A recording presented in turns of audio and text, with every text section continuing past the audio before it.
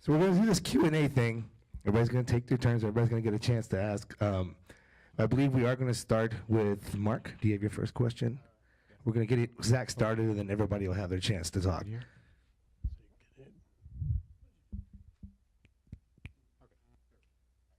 think, can't you just hear us if we talk too? Yeah. It's okay, but this one. Oh, for the camera? Shh, never mind.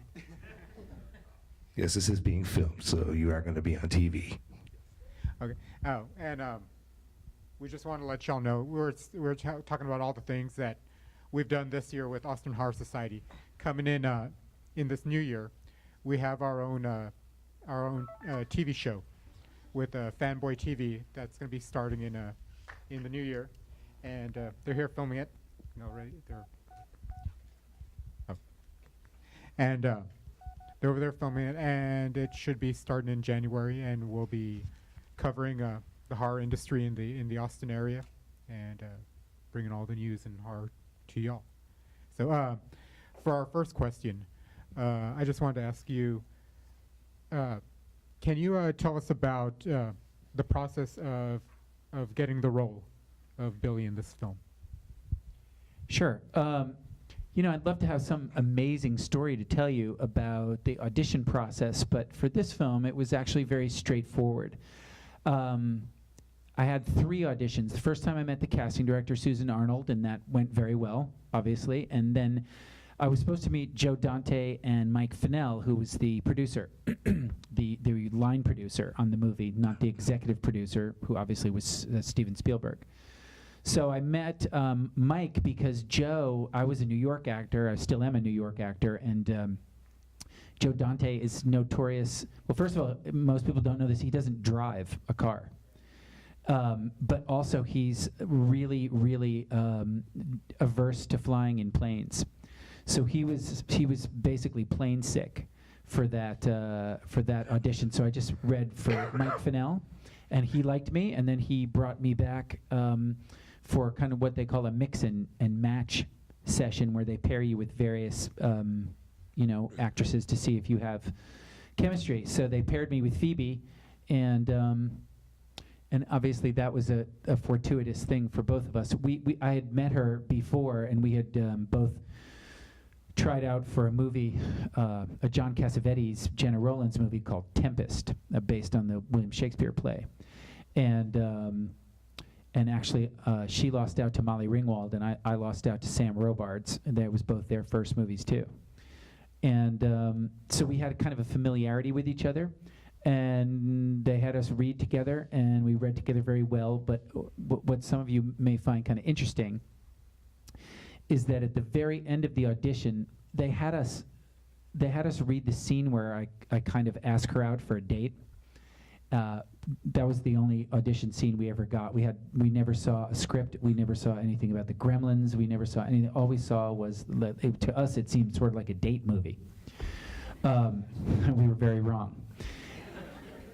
And what happened was that I was a little blown away by Phoebe, because she was probably the most beautiful woman I'd seen at that time. She was really remarkably attractive woman in person as well as on screen. And so I was standing next to her. They had us do an audition where we were sort of side by side rather than looking at each other in profile. And so when it was over, I didn't know what to do. We'd said our last line, and nobody really said cut or anything, so I didn't know what to do. So I kind of put my head on her shoulder and kind of went like, like made a joke about, wow, she's so beautiful, I don't really know what to do about it. So I did this kind of like a sigh thing as a joke on her shoulder. And Joe Dante told me later that they took the tape, because we were being put on tape, they sent it to Spielberg, and Spielberg saw, after the audition was over, the camera was still running, saw me put my head on Phoebe's shoulder, and he said, "Oh my God, look, he's actually in love with her." And Joe goes, "Yeah," and Steven goes, "I don't really need to see anybody else." And he turned the tape off and didn't see the rest of the people's performances, and just hired me and Phoebe, kind of based on that. So that's kind of an interesting story about the audition process. that's interesting. I don't know. You mentioned that Gremlins was your first major film, and my question to you is, what was it like being your first film and the majority of your scenes are with a dog and puppets? Was that easier as opposed to acting with, other actors such as Dick Miller, who is a legend, and then, Phoebe is the first actor being so beautiful that you're in love with, How was that acting with the puppets? And forgive my voice for going out, guys. Sorry. What was the first part of your question? What was more easy? Did you feel like it was easier working in your first film? Well, that's what I wanted to say. Well, what a lot of people don't really know is that you all think of Gremlins as being my first film because that's what you first saw me in. But a year earlier, I had been cast in a movie called Nothing Lasts Forever, which some of you, being film buffs, might be aware of. But I thought that was going to be my big break, because if you listen to the way what that movie was, it sounds like a surefire hit. It was produced by Lorne Michaels of SNL. I got the lead opposite Lauren Tom from Futurama and Joy Luck Club. And because it was directed by Tom Schiller, who did all of those cool black and white Schiller's reels for SNL, and it also had Bill Murray, Dan Aykroyd, and John Belushi cast to be in it. And John Belushi died about 6 weeks before we started shooting. So to say that that put a damper on the proceedings would be kind of somewhat of an understatement.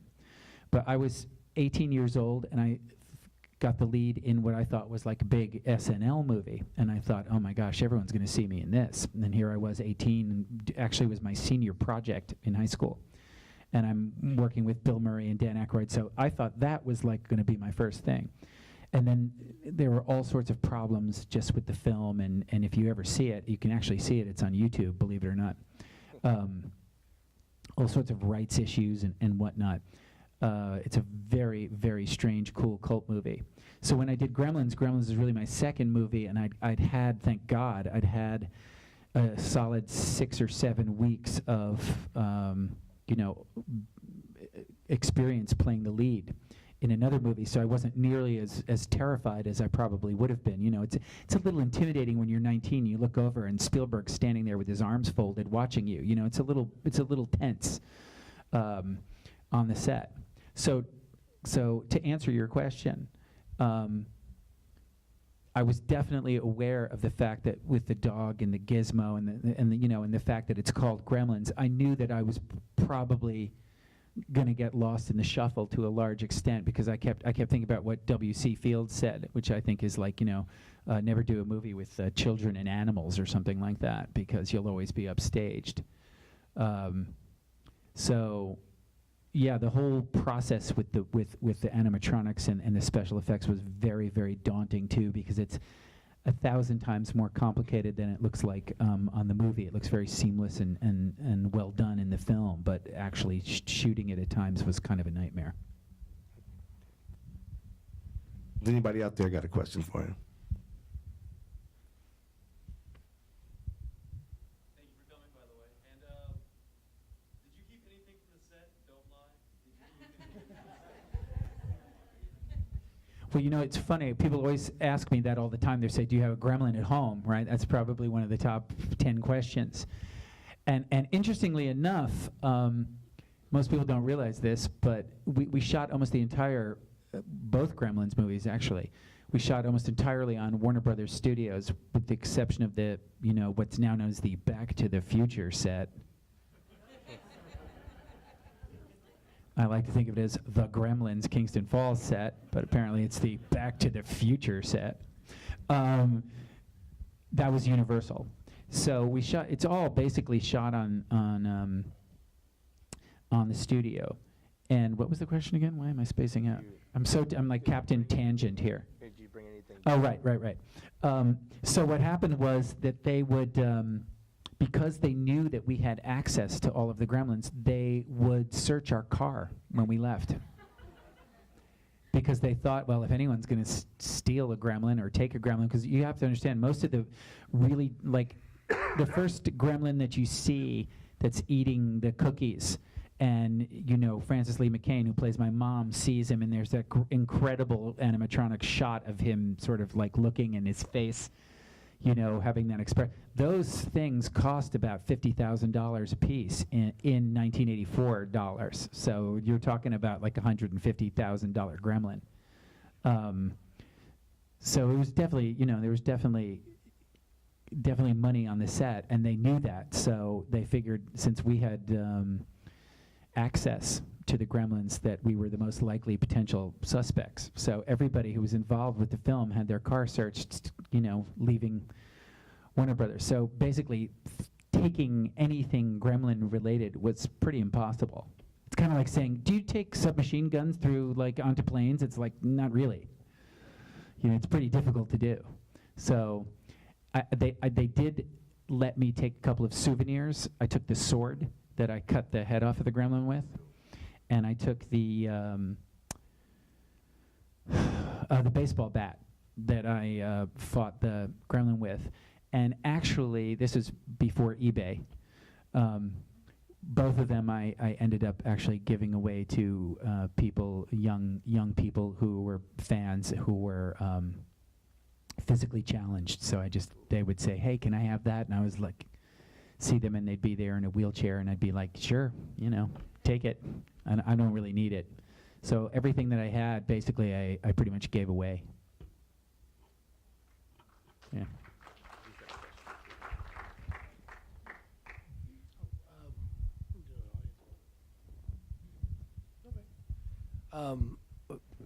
One thing that I had read about the production was that, and you mentioned about the expensive nature of the full animatronic, the creature ones. I had read that some of the Gizmo, I guess you could say puppets, were real problematic, and that there were some real aggravating aspects of that part of the production because he's so endearing and so sweet, and everybody, you can hear everybody in the audience. There's Oz beginning to end. But I had read that there was some real animosity towards that for a little guy on set. And I was kind of curious if you remember anything about that part of it. Sure. I mean, most of the time, it was mostly Gizmo that would have problems. He was the smallest, and he was the most delicate. And, the dog, Barney, whose real name actually was Mushroom. Barney was just his character name. Mushroom was his actual name.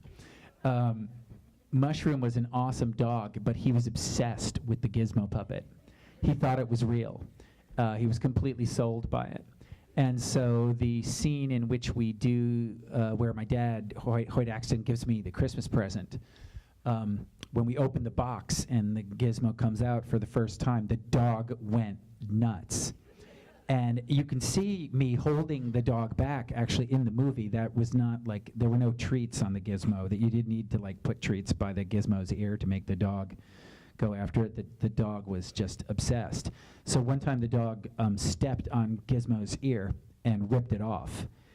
And so it looked kind of bad. And so Chris Wayless came over, and he was overworked, I guess, and somewhat underpaid, because he seemed grumpy most of the time. And he came over, and he was just like, "Oh boy, yeah, I don't know." And Joe, I don't know if you've ever met Joe Dante or heard him, but he sort of has a slight squeak to his voice. He'd be like, "So how bad is it going to be?" And Chris would be like, "I don't know. Wow, that's like 9.5 hours, maybe 9.5 hours." And we'd look at ourselves, and it would be like 9:30 in the morning. So I'd do the math, and we'd go, "Okay, well, see everybody back here around 6:30, see if we can get this shot." So I'd have the day off, basically, and I'd go over to Spielberg's office, which was down the road a piece, and play with his ET bikes and look at his Citizen Kane sled on the wall and play his stand-up video games like Millipede and Pole Position and stuff like that. Sometimes he'd come in and play with me, and I'd be like, "Hi, Steven, watch me as I kick your ass." And he'd, of course, destroy me, being the greatest pole position player I'd ever seen in my entire life. Yeah, so I mean, it was definitely aggravating in terms of when it didn't go well. And when it went well, of course, obviously it was It was great, but Gizmo did break down a lot, so that's kind of why people got a little grumpy about him. Wasn't he actually on a dartboard on set outside of that shot? Well, you know, another thing most people don't realize about Gremlins is we shot it in two pieces. We shot the pieces with like me, rather the Gremlins and the human actors, me, Phoebe, Hoyt, etc. We did that for about 16 or 17 weeks.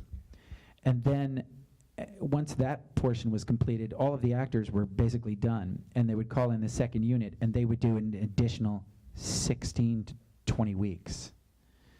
So you could go, like, when I finished Gremlins, which I remember was August 4th, 1983, because we started in April, ended in August, I left and I came back in November, and they were all still working on the movie. 5-day, 14-hour a day, 5-day weeks.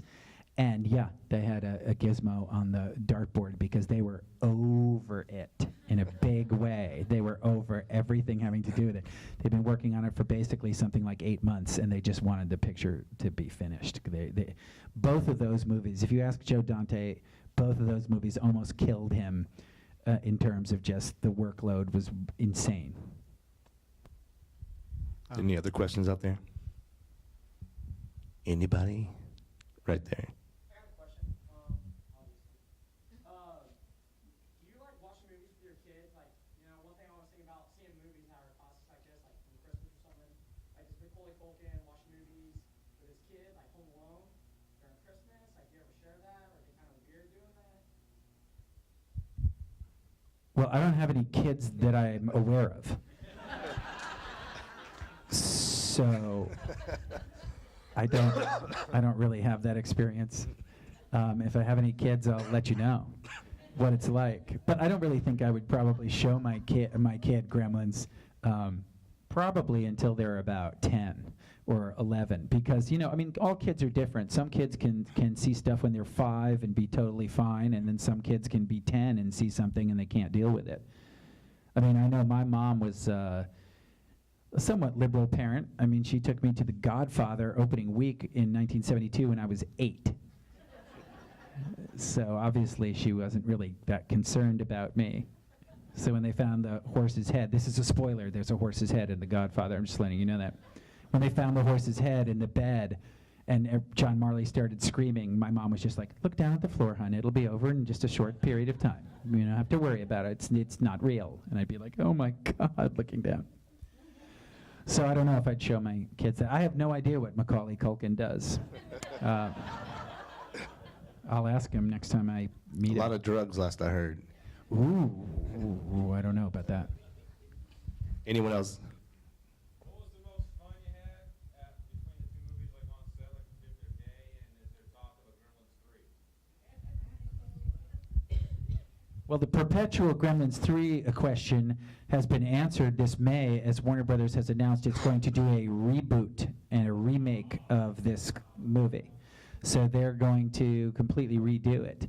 Whether or not I'm going to be involved in it or not, which is usually the follow-up question to that, is still under discussion. They haven't really done anything having to do with the casting. They haven't even finished the script yet.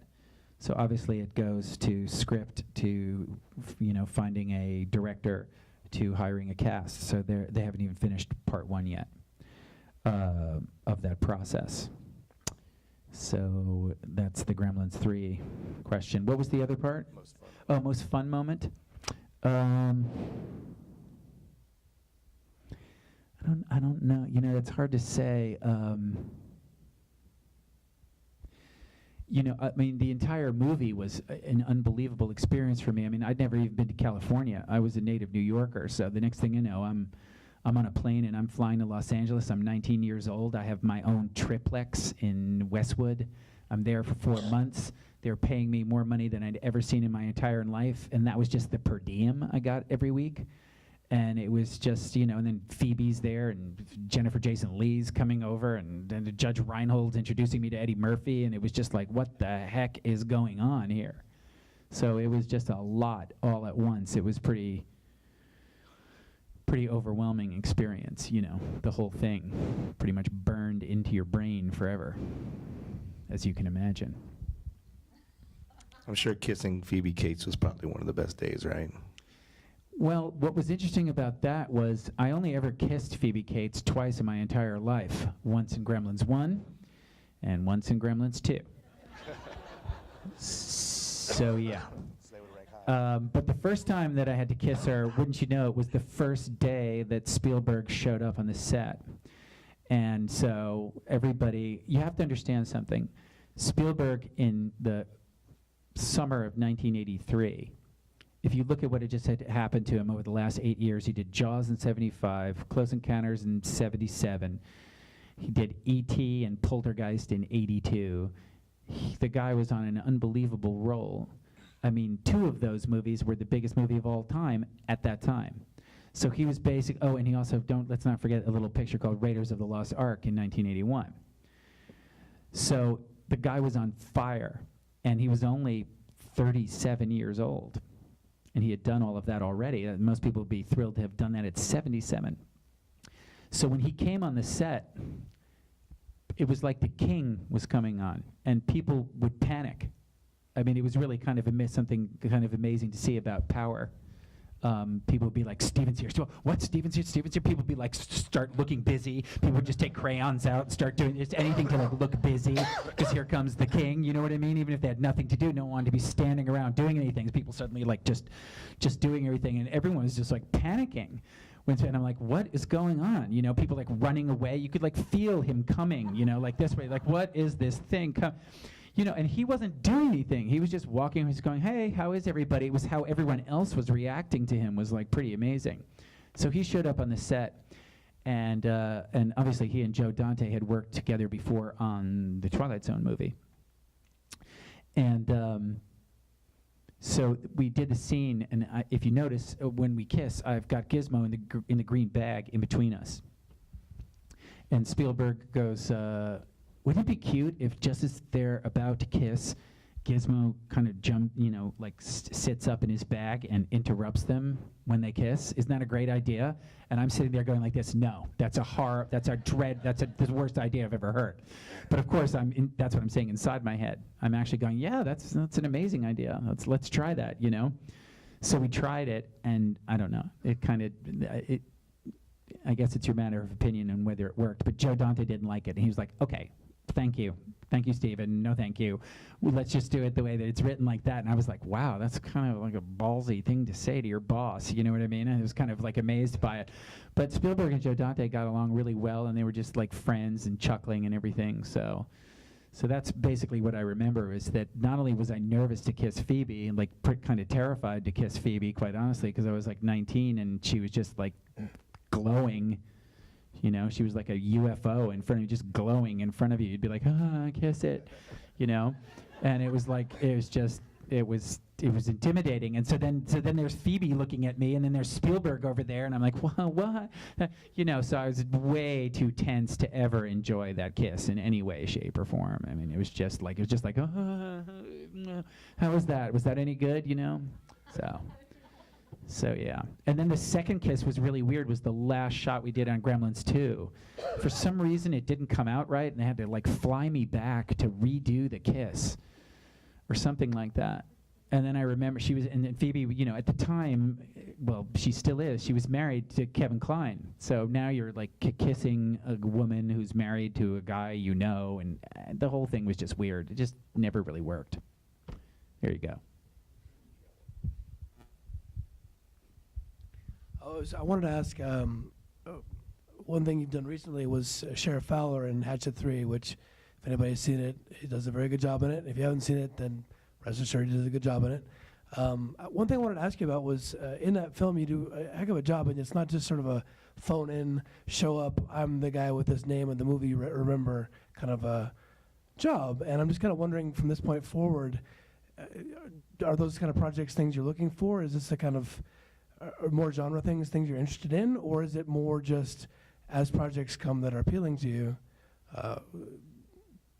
I'm just kind of curious how you're looking at it, because like I said, I really enjoyed your job in Hatchet 3. I thought you did great, and I was wondering if genre stuff is what you're interested in, or if it's just across the spectrum. I'm going to be really brutally honest here.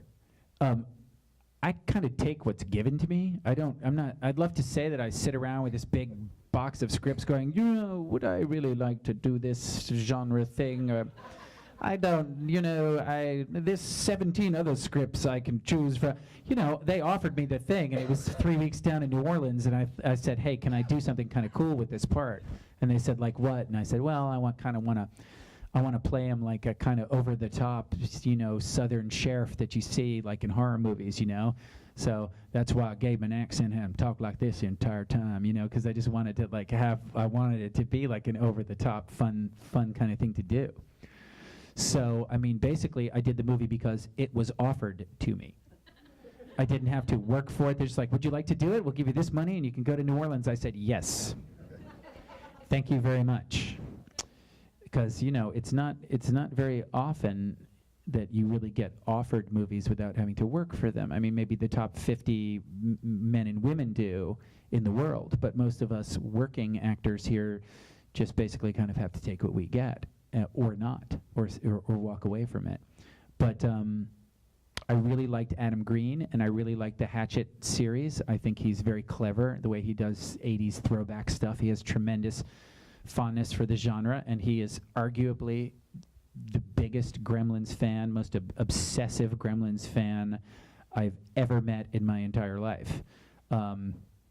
So much so that for a gift for him, as a thank you gift for putting him in the movie, I gave him, I went to his house in Los Angeles, and he and his friend Joe Lynch sat down, and I gave the two of them a live Gremlins commentary. Instead of on the disc, I sat down next to them, and they could ask me. So I would go, we're doing this, and then they go, wait, stop. What about here? And so it's like, imagine if there was a DVD commentary that you could actually stop and quiz. That's what I was. So I did that for him, and he really liked that a lot. A lot. Anyone else out there have a question? Right there.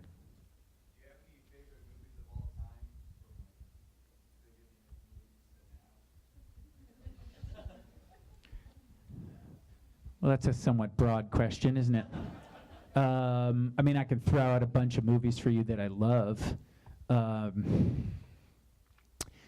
A Clockwork Orange is an incredible movie. The Thing is an incredible movie. John Carpenter's version in '82, incredible movie. The Graduate is a perfect movie. Taxi Driver is an incredible movie. Obviously, I grew up in the '70s, so I'm very biased by that. Any movie with Raquel Welch, incredible movie. That's probably the first woman I ever fell in love with was Raquel Welch in Fantastic Voyage. Yep, that was a good one. I don't know. There's not a lot in the recently, huh? I'm trying to think of a really good recent movie. I like Braveheart a lot. That was a good movie. That's still 90s. Yeah. But hey. Yeah, The Lives of Others. I don't know if you know, but that's a foreign movie. That's an amazing movie. I don't know. What are the last American Beauty? That's a great movie. Again, 99. Sorry, I'm so old. It's pathetic. What's a good movie? The Lord of the Rings movies were great. Love those. That's an incredible feat of cinematic something or other. It's phenomenal. Daring do. Cinematic genius. Peter Jackson's pretty incredible. Anyone else? I heard a couple of them right here. Yeah, so you mentioned that when you were doing the reading for PDK, you kind of thought it would be kind of a date movie because you didn't get to see the script yet.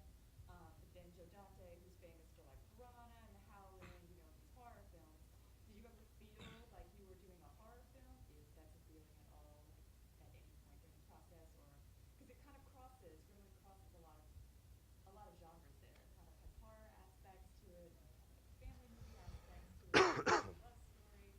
So I just kind of wanted to know if you felt like you were filming a particular type of film, or not. Well, I guess I sort of misspoke a little bit. I mean, we knew the movie was called Gremlins, so obviously there were going to be gremlins in it. But we didn't have any inkling of anything having to do with the plot We didn't know what a Mogwai was. We didn't know about the transformation. Had no idea about the rules or any of that stuff. The only thing that we were allowed to see on all of these super red stamped secret pages was the scene where I ask her out on a date. But it's interesting what you bring up, which is that when Phoebe and I were shooting it, we were like, "How do you think it's going?" And we're like, "This is going pretty great, huh? It's a pretty exciting movie." We thought we were going to make sort of an action movie. That's what it felt like. When we were making it, we thought it was kind of like this action film where we're running around. I mean, if you look, we're doing a lot of running around and quick, we got to get out of here, right? And how that's the piece of dialogue that every actor dreads. Go, we got to get out of here. Let's go, let's get out of here. You know, I mean, how do you play that? It's like, gotta go, let's get out of here. You know, it just goes on forever. It's like, how do you do that 19 different ways? Let's get out of here. So we thought it was going to be really exciting. So then Joe Dante goes, listen, we're going to have a big premiere at was then called the Gremlins Chinese Theater. You know, where everyone puts their feet and hands in the cement. So he goes, but actually to imitate him, he goes, so before we do that, I want you guys to see the picture and see if you think it's good. And I said, all right, yeah, we'd love to see it. So he gave a private screening for me, Phoebe, himself, and Mike Fennell in like a tiny screening room, probably about 1/50th the size of this room. It probably had about 12 seats in it on Warner Brothers. So we went in and we saw it. And I got to tell you, the first time I saw it, you know, without an audience, I kind of didn't like it because it wasn't what I expected at all. I was like, I'm in a giant cartoon. What is like, it's like a giant cartoon. And then I saw the bar scene, right? There was most of that was not scripted. You know, the Frank Sinatra gremlin over in the corner, you know, kind of being sad, and then the puppet with the puppet, like metaphysical thing starts happening, and then the guy picks up the sledgehammer and smashes him over the head. I'm looking at Phoebe going, what the hell is this?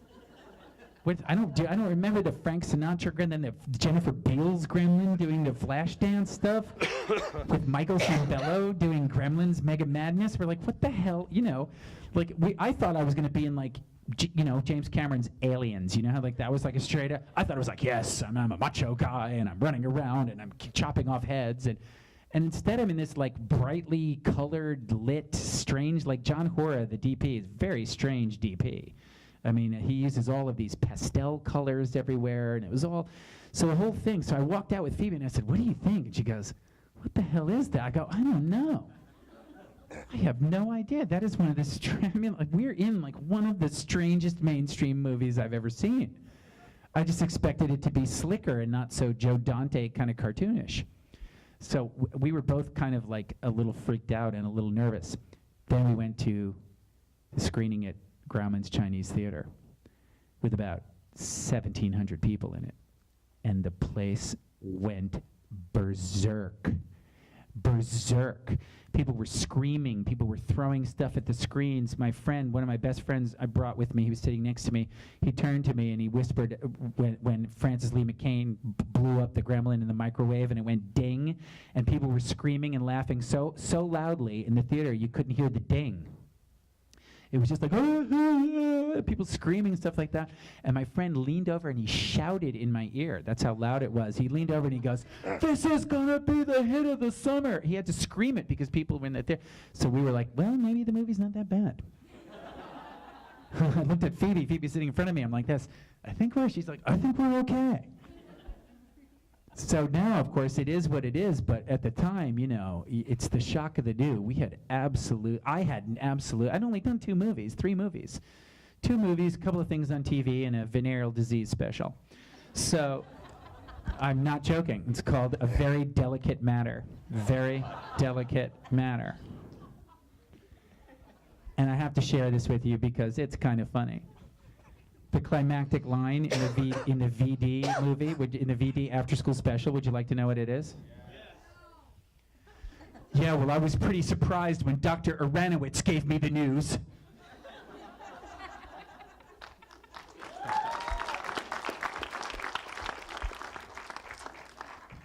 Yeah, so I mean, I hadn't really done that much, and so I didn't know what to expect. So yeah, it was pretty mind blowing.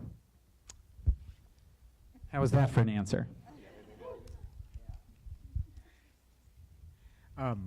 Going back to the production of the film, you said it was filmed in the summer of '83, right? And we now consider this a classic Christmas movie.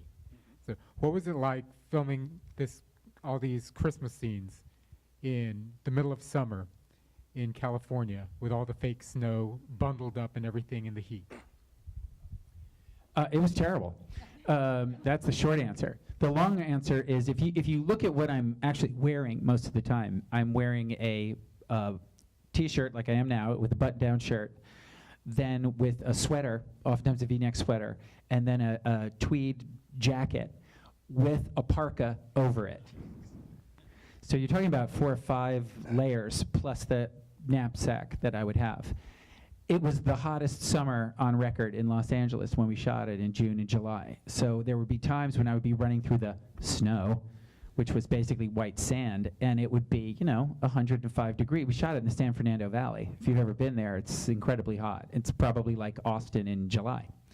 And so it averaged between 95 and 105 degrees most of that summer.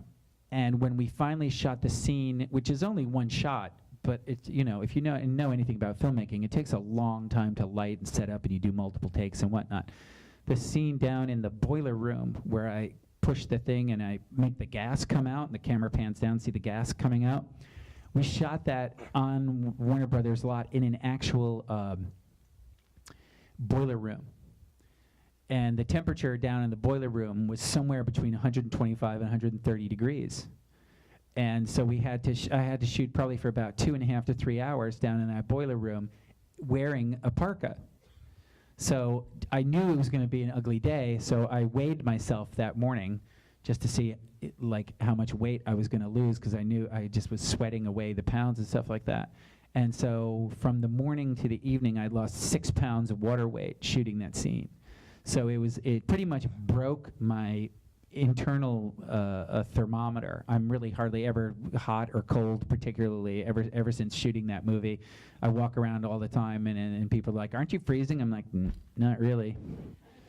Not really. Aren't you hot? Not really. I don't really sweat that much." Basically, the whole thing just got jacked up and has never been fixed ever since. Just broke the whole thing just broke.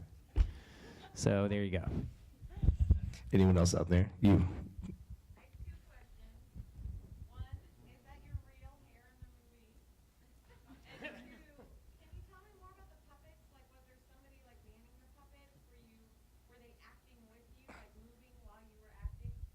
What puppets are you talking about? Those are all those are all creatures. Those are all actual creatures. Yeah, we had a gremlin wrangler, and no. My hair. You mean my Kirk Cameron special? Basically, what happened was, and this is kind of interesting. My left ear. If you watch the movie again next time, my left ear stuck out like this, like a radar dish from the side of my head. The reason why it doesn't now is because in this summer of 1986, I had it pinned back so it matched my other ear.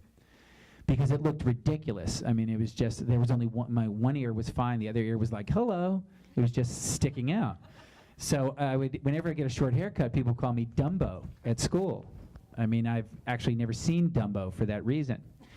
I swear to God. And so I just went to an all-boys school, which, is pretty much like Lord of the Flies on steroids. So what I would do is I would have the hairstyle to cover my ears so I wouldn't get kind of, tormented.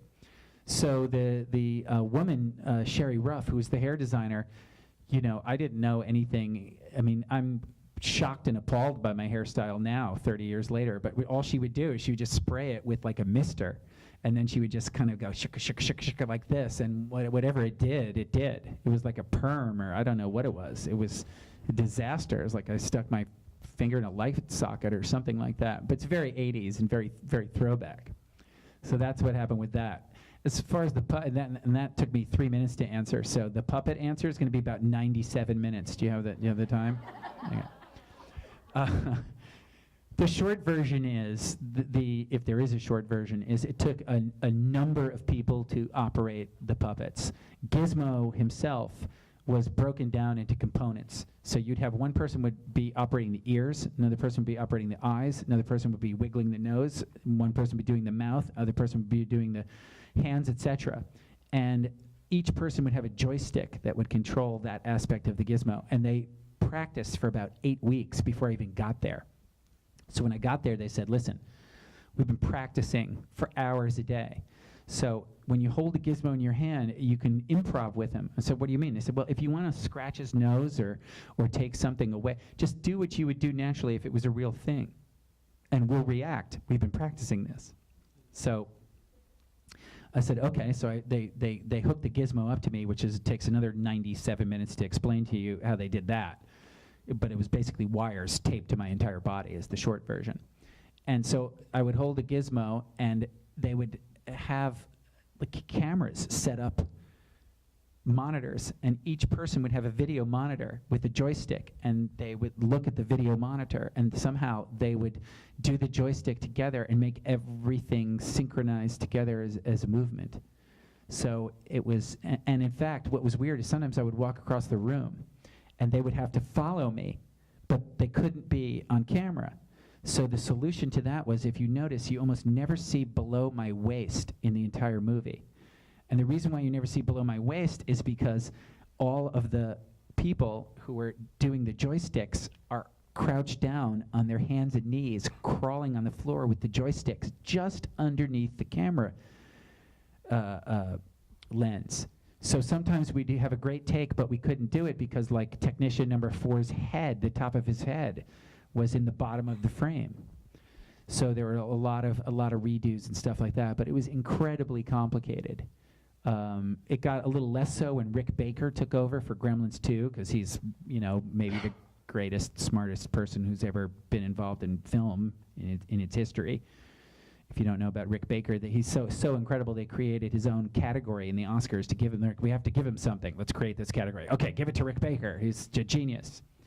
So it got a little less complicated with Gremlins 2, but yeah, it was pretty amazing. Anyone else? You in the red in the back.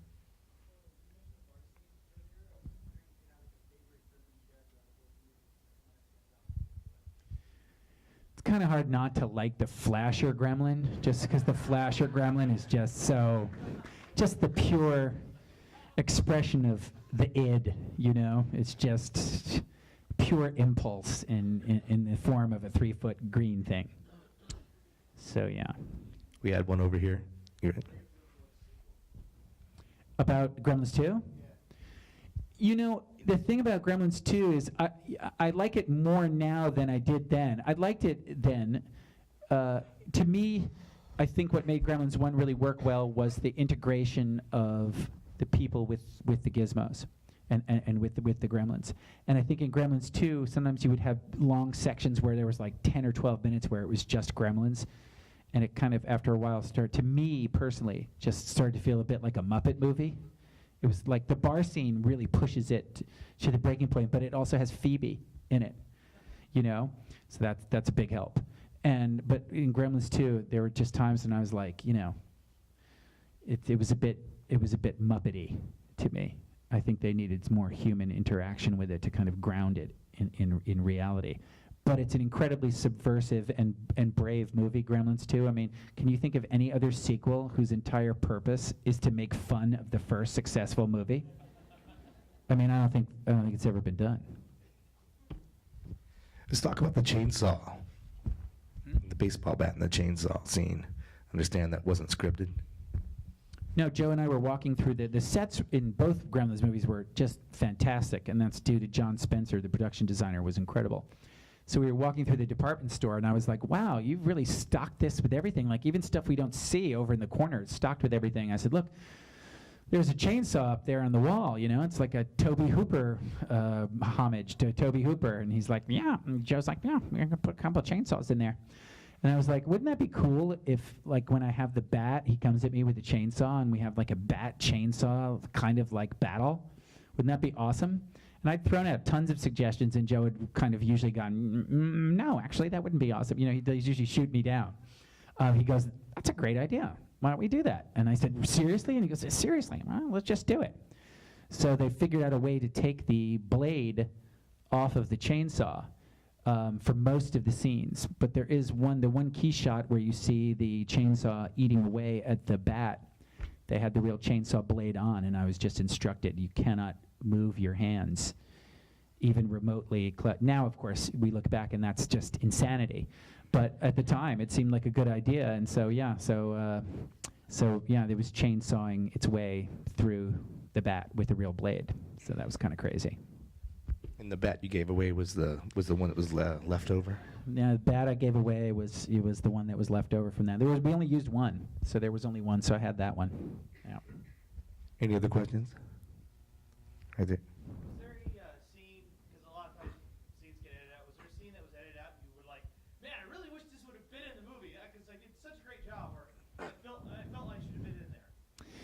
Well, I actually don't really think I did that great a job in Gremlins. I thought I was fine in it. I think that if you look at other stuff I've done, I did way better job in. So it's always a little bit irritating to me that like what I think of as my weakest performance is like my best known one. But thank you for that. Or why am I thanking you? I'm lost. Anyway, what was the question again? Was there a scene in the movie that you felt that you like, man, I wish that would have been there? Oh, right. Yeah, there was one, and they put it in the deleted scenes. If you look at, there's a great scene where we finally find there's a resolution to Judge Reinhold's character where we discover Gerald locked away in the bank vault, and because he hides, he goes in the bank vault and locks himself in with the bunny, which is very character correct for Gerald. One thing I was telling Bill too, which most people don't pick up on, I don't know if you did people notice that all of Mrs. Deagle's cats are named after some form of currency? Okay, cool. I'm glad you got that. Dollar bill is obviously the most obvious one, but kopeck, and then there's a little bowl where it says drachma on it that the cat is eating. Thought that was kind of funny. So I wish that they left the vault scene in.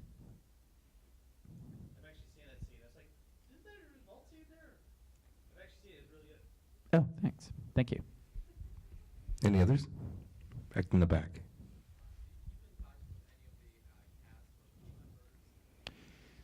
Sure. I mean, I see Joe from time to time. We're pretty much, this movie pretty much binds us together for all time. And Dick Miller, I see a bunch. In fact, I did a documentary called That Guy, Dick Miller, which is coming out, probably going to premiere here in Austin at South by Southwest in March. It's basically a look at Dick's rather astounding career. If you look at all the people that he's worked with, from Tarantino to James Cameron to Joe Dante, John Wayne, I mean, it's just ridiculous the number of people that he's actually worked with. So yeah, no, I see people from time to time. Unfortunately, some of them have passed away. Scott Brady's gone. Hoyt Axton, sadly, is gone. Key Luke, who played Mr. Wing, is gone. So it's a little bittersweet looking at the movie. But then you have people like Jonathan Banks, who was so great on Breaking Bad just this year. It was fantastic, who played the deputy sheriff. Anyone else? Okay. I know as far as the deleted scenes, I have one where like their mother's head was cut off. Really? That was actually the early cut of the script. That's a script cut, nothing we shot. So how dark was it how dark was the movie going to be before they went like a family direction? Much darker, and once Spielberg got involved, he was like, are you kidding? You can't cut off the mom's head. We got to lighten this up. As soon as he got in, it didn't, I wouldn't say that he turned it saccharine, but I think he stopped it from being like kind of just plain violent. I think if you see the Critters or the Ghoulies movies, I think those are closer to kind of what the Gremlins was originally intended to be, and then Spielberg was like, no. You've got to make it like, what did Joe call it? It's a wonderful Lizard of Oz in hell. That's basically what he called it. Everybody's tapped out. Yes, ma'am. You were mentioning earlier that you had a couple of ideas that just never got used. What was your favorite one that you wish would have been used in the movie? If you can remember. I think the scene where I kissed Phoebe a lot, that was probably no, I didn't come up with that idea. It's 30 years, I swear. I just remember coming up with them. They probably got discarded because they weren't good. I don't really think I remember.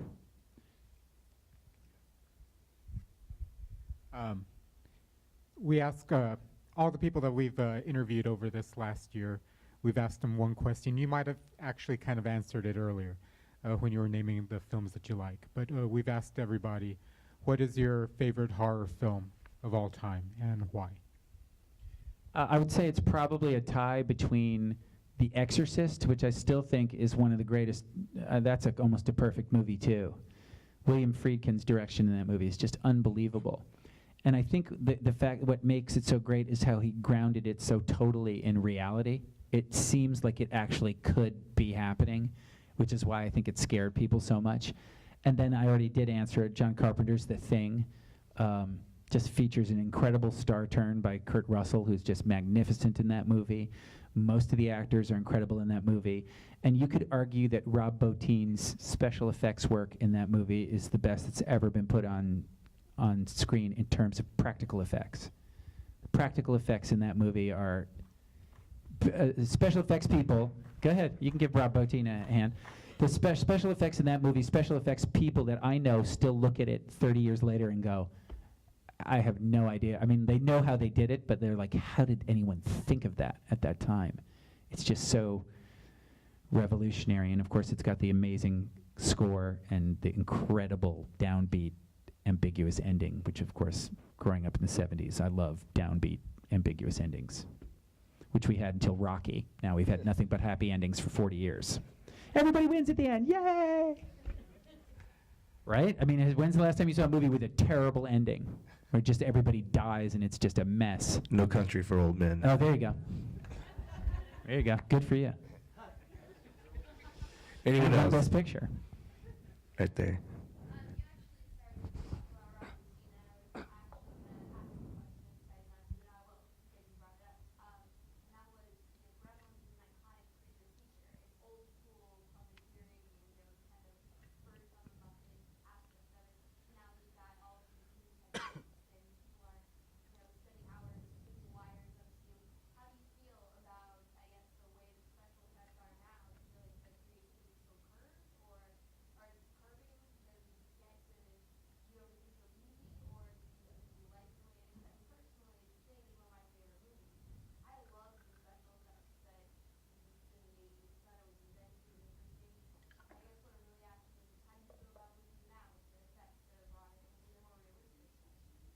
You talking about CGI?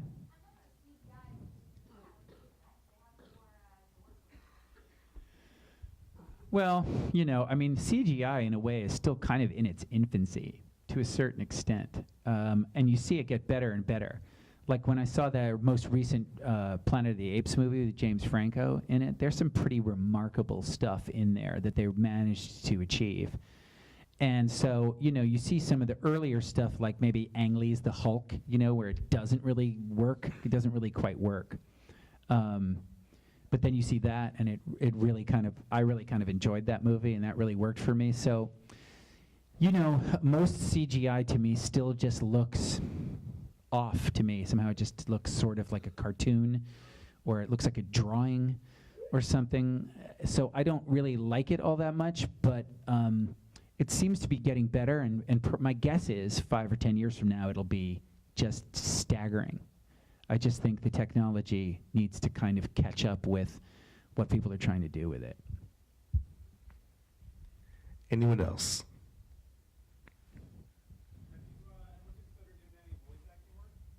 Voice acting work?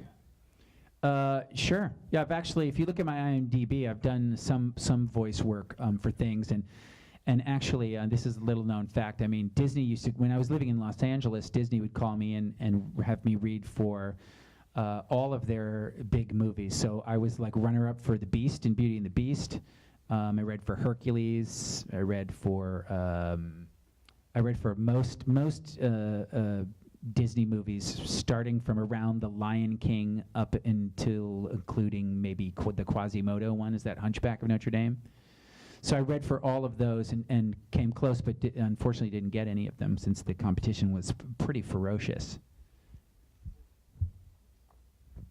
Right. Anyone else? Or are we gonna go ahead and do this meet and greet thing? Meet and greet. Everybody's ready? People are getting sleepy. Right on. How about let's give Zach a hand. Thank you.